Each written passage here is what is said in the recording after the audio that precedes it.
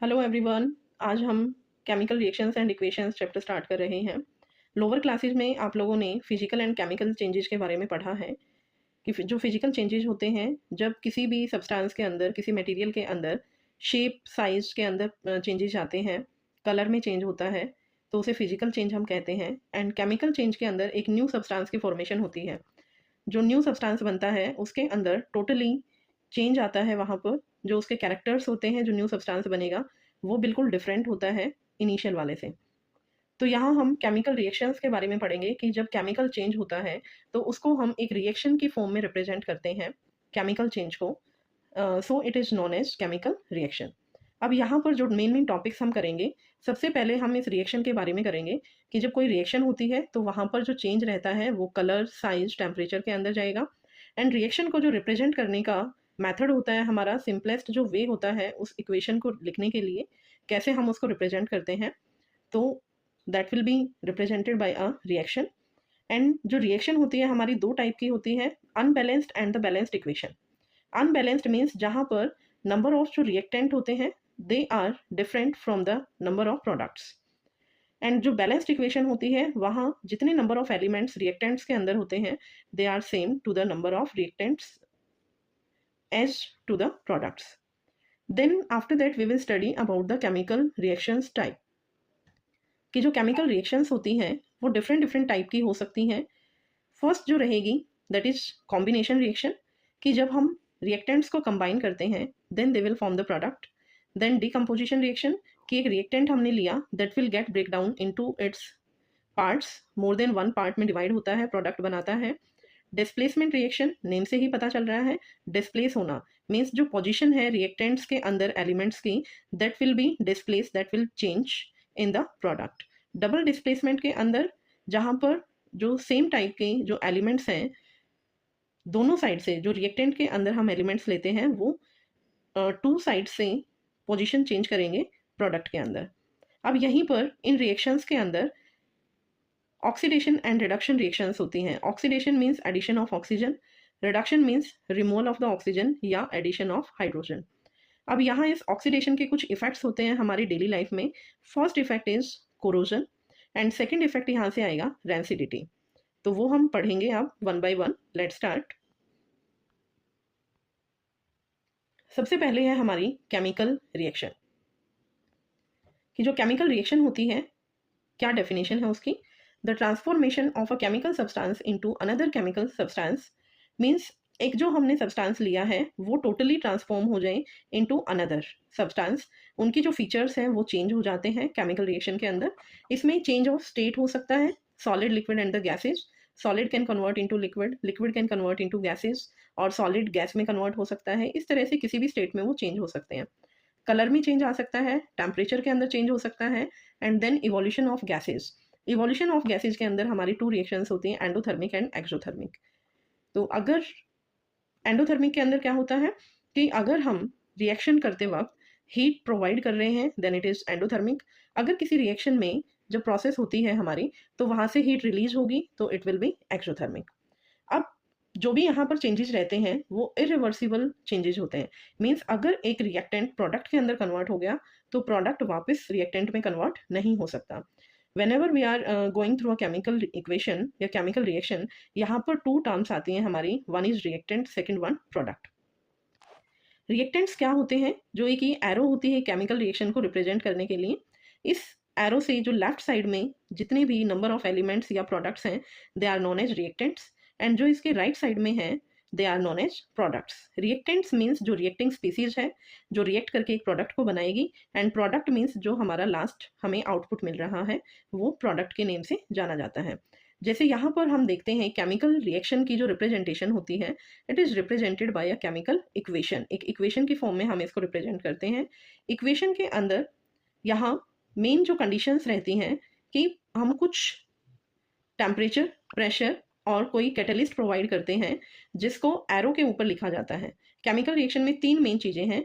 एक एरो है हमारा जो रिप्रेजेंट करता है कि एक रिएक्टेंट प्रोडक्ट के अंदर कन्वर्ट हो रहा है, एंड एरो के ऊपर ही जो भी कंडीशंस हम यहाँ पर अप्लाई करेंगे किसी रिएक्शन को करवाने के लिए, कि कितना हमने टेम्परेचर प्रोवाइड किया, 300 केल्विन, 400, 500, ऐसे हर रिएक्शन के लिए डिफरेंट डिफरेंट कंडीशंस होती हैं। तो वो हम यहाँ पर लिखते हैं इस रिएक्शन के ऊपर। अब जब हम एक रिएक्शन को इक्वेशन की फॉर्म में रिप्रेजेंट करते हैं तो वहाँ पर हमारा पॉइंट आता है बैलेंसिंग। बैलेंसिंग क्या रहता है? Balancing of a chemical equation, या हमें क्यों उसकी नीड होती है बैलेंस करने की। बैलेंस मीन्स जैसे हम कोई सामान लेने जाते हैं तो वहाँ पर हम बोलते हैं कि हमें 1 kg सामान चाहिए, 2 kg सामान चाहिए। तो जो शॉपकीपर होता है वो एक साइड बैलेंस रखता है, वेट रखता है, दूसरी साइड हमारा वो सामान होता है जिससे वो उसको मेजर करता है। तो बैलेंस होता है इक्वलाइज करना। अब यहाँ पर हम एक केमिकल इक्वेशन की बात कर रहे हैं। तो एक केमिकल इक्वेशन में जो एक एरो होता है, उस एरो में लेफ्ट साइड में जो नंबर ऑफ एलिमेंट्स हैं उसको हमें बैलेंस करना है to the right side. Means जितने नंबर ऑफ एलिमेंट्स हमने लेफ्ट साइड में लिए हैं उतने ही नंबर ऑफ एलिमेंट्स हमारे राइट साइड में होने चाहिए। अगर ये left side and right side में नंबर ऑफ एलिमेंट्स सेम हो जाते हैं then we will say this is a balanced chemical equation. अब इसकी नीड क्यों होती है बैलेंस्ड केमिकल इक्वेशन की? क्योंकि जब कोई भी रिएक्शन होती है तो उसके लिए हमारे पास एक लॉ होता है ऑफ कंजर्वेशन ऑफ मास। ये क्या कहता है कि matter can neither be created NOR be destroyed in a chemical reaction.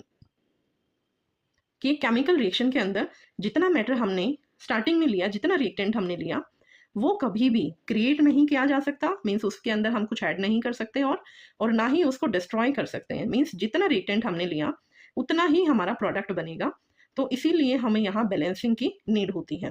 Means जो number of atoms of the elements जो इन्वॉल्व होते हैं केमिकल रिएक्शन में that should remain same at the reactant and the product side. इसीलिए हम एक reaction को balance करते हैं। तो यहाँ पर रिएक्शन को बैलेंस करने के लिए हमारे पास एक हिट एंड ट्रायल मेथड होता है। इसमें कुछ रूल्स दिए गए हैं जो बहुत ही सिंपल होते हैं और इन्हीं को फॉलो करते हुए हम एक रिएक्शन को बैलेंस करते हैं। लाइक हमारे पास सबसे पहली रिएक्शन है दैट जो आयरन है reacts with water to form ferric oxide with hydrogen gas.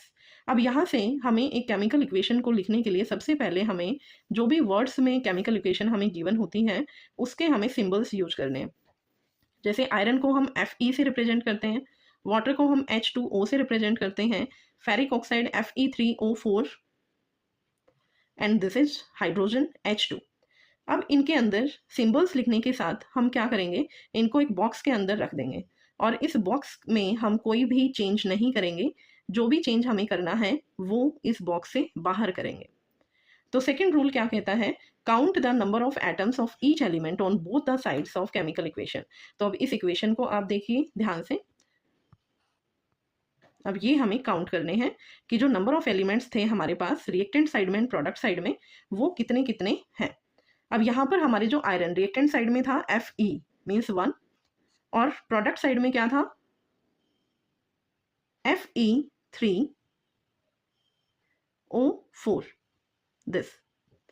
तो यहाँ पर कितने हैं प्रोडक्ट साइड में Fe3 एंड ऑक्सीजन कितने हैं यहाँ 4।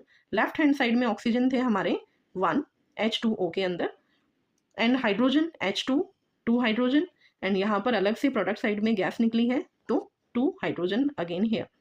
अब नेक्स्ट हमने स्टेप क्या करना है, step number 3, equalize the number of atoms of the element which has maximum number. Means जो मैक्सिमम नंबर में है, जैसे यहाँ पर हमारा मैक्सिमम नंबर में क्या था ऑक्सीजन, लेफ्ट हैंड साइड में 1 ऑक्सीजन है, राइट हैंड साइड में 4 ऑक्सीजन है। तो मैक्सिमम नंबर ऑफ एलिमेंट जो है पहले हम उसको बैलेंस करने के लिए उसके सामने उसका मल्टीपल रखेंगे। तो यहाँ हमने इसको 4 से मल्टीप्लाई कर दिया। जैसे ही ये 4 से ऑक्सीजन से मल्टीप्लाई होगा, क्योंकि इसको हमने बॉक्स के अंदर रखा है, तो साथ के साथ ये हाइड्रोजन भी क्या हो जाएगा हमारा 8। अब इसमें जो हाइड्रोजन हमारे रहेंगे रिएक्टेंट साइड में क्या हो जाएंगे 2 × 4 8 दिस वन। अब नेक्स्ट स्टेप में क्या करेंगे, step number 4, try to equalize all the atoms of the element on reactant and the product side. जो भी हमने कॉफिशिएंट उनके सामने लगाना है उससे हम उसको बैलेंस करेंगे। अब राइट हैंड साइड में हमारे Fe3 थे, लेफ्ट हैंड साइड में 1 है, तो इसे बैलेंस करने के लिए हम इसको 3 से मल्टीप्लाई करते हैं। Then after that hydrogen left hand side में हमारे 8 हो जाते हैं, तो राइट हैंड साइड में भी क्या करेंगे हम 4 मल्टीपल लगा देंगे। तो यहाँ से हम देखते हैं कि हमारे जो नंबर ऑफ एलिमेंट्स हैं बैलेंस हो जाते हैं, इक्वल हो जाते हैं। इसके बाद हम स्टेप नंबर 5 कि इनकी फिजिकल स्टेट्स लिखते हैं हम, वो सबस्क्रिप्ट में लिखेंगे, नीचे लिखेंगे कि जो आयरन है सॉलिड फॉर्म में होता है, वाटर लिक्विड फॉर्म में है तो L रहेगा, and ferric oxide Fe3O4 solid, hydrogen gas. State में। तो इस तरह से हम इनकी स्टेट्स को रिप्रेजेंट करते हैं। एंड आफ्टर दैट हमारा स्टेप नंबर 6, इसमें हम क्या करेंगे कि जो भी नेसेसरी कंडीशंस हैं, टेम्परेचर अप्लाई करना है या कोई कैटलिस्ट हम अप्लाई करते हैं, कैटलिस्ट हमारा हर रिएक्शन के लिए डिफरेंट डिफरेंट कैटलिस्ट होते हैं, तो उसको हम यहाँ पर एरो के ऊपर लिख देंगे। हम अगर हमें पता है तो हम यहाँ राइट डाउन करेंगे, अदरवाइज यहाँ से हमारी इक्वेशन है जो वो बैलेंस हो जाती है। अब इसके बाद हम लोग टाइप्स ऑफ रिएक्शंस करेंगे, वो नेक्स्ट क्लास में हमारा रहेगा। Thank you. एंड अगर आपको कोई भी डाउट है इसमें तो आप कमेंट कर सकते हैं, एंड अपने फ्रेंड्स के साथ भी आप इसको शेयर कीजिए ताकि उन्हें भी ये टॉपिक समझ में आ जाए। Thank you, bye bye.